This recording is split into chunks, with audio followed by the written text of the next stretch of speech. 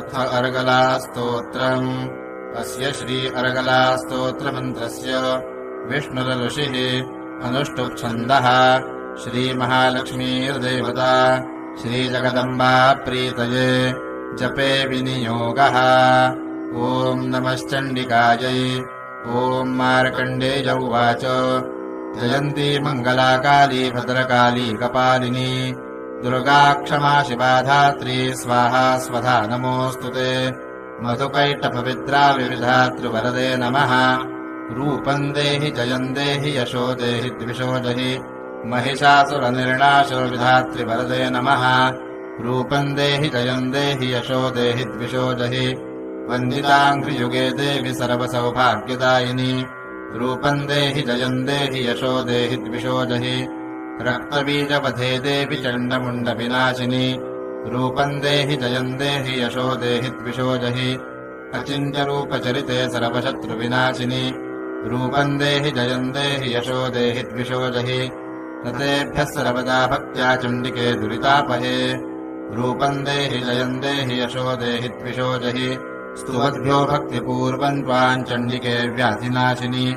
रूपम् देहि जयम् देहि यशो देहि द्विषो जहि चण्डिके सततम् ये त्वामरचयन्तीह भक्तितः। रूपम् देहि जयम् देहि यशो देहि द्विषो जहि देहि सौभाग्यमारोग्यम् देहि देवि परौ सुखम्। रूपम् देहि जयम् देहि यशो देहि द्विषो जहि विधेहि द्विषतान्नाशम् विधेहि बलमुच्चकैः।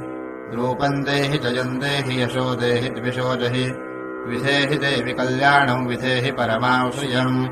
रूपम् देहि जयम् देहि यशो देहि द्विषो जहि विद्यावन्तम् यशस्वन्तम् लक्ष्मीवन्तम् जनम् कुरु। रूपम् देहि जयम् देहि यशो देहि द्विषो जहि प्रचण्डदैत्यदर्पघ्ने चण्डिके प्रणताय मे। रूपम् देहि जयम् देहि यशो देहि द्विषो जहि चतुर्भुजे चतुर्वक्त्रसंस्तुते परमेश्वरि। रूपम् देहि जयम् देहि यशो देहि द्विषो जहि कृष्णेन संस्तुते देवि शश्वद्भक्त्या त्वमम्बिके।